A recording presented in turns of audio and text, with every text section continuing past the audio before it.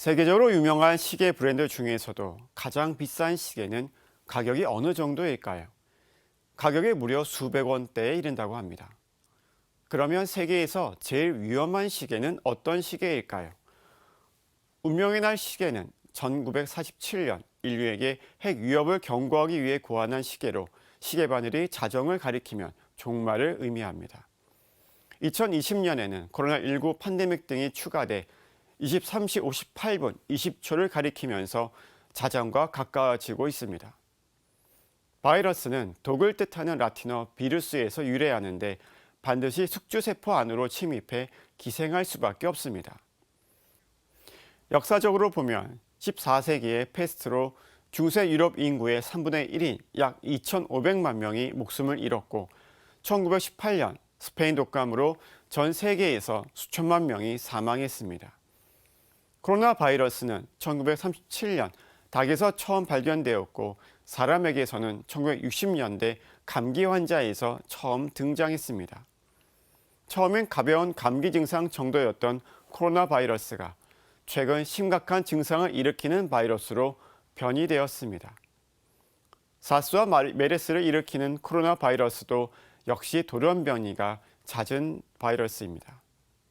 실제로 인류 역사에서 많은 희생자를 발생시켰던 질병들 가운데 대다수는 동물로부터 유래된 변종 바이러스입니다. 최근 전염력이 기존보다 강한 것으로 알려진 영국발 신종 코로나19 변이 바이러스가 세계 곳곳으로 확산되고 있습니다. 코로나19 바이러스는 1년 전과 비교해 현재까지 23개 돌연 변이가 발생했습니다. 그리고 코로나19로 인한 전 세계 사망자 수가 160만 명을 넘어섰습니다. 1928년 균에 감염되었을 때 치료할 목적으로 개발된 것이 바로 페니실린이지만 어떤 항생제에도 내성이 생긴 슈퍼바이러스가 등장했습니다. WHO, 즉 세계보건기구는 항생제 내성으로 발생하는 문제가 전쟁보다 무서운 재앙이라고 규정한 바 있고 미국 질병통제센터는 항생제 시대 종말이 머지 않았다고 경고하고 있습니다. WHO에 따르면 1970년 이후 사스, 에볼라 등 39종의 새로운 전염병이 등장했고 새로 발생한 전염병의 70% 이상이 인수공통 감염병이라고 밝혀졌습니다. 인간은 발전이라는 명목으로 야생 생태계를 계속해서 파괴하고 있고 이로 인해 야생동물과 가까워지면서 야생동물에게만 있던 바이러스가 인간에게 전염될 수 있습니다. 또한 가축을 먹고 가까이 할수록 인류는 숙주가 될 가능성이 높아집니다. 그리고 이제는 전 세계가 밀접하게 연결되어 있어서 국지적인 전염병이 순식간에 전 세계로 퍼지고 있습니다. 성경에 나오는 경고는 현재도 진행형이지만 잘 듣고자 하지 않습니다.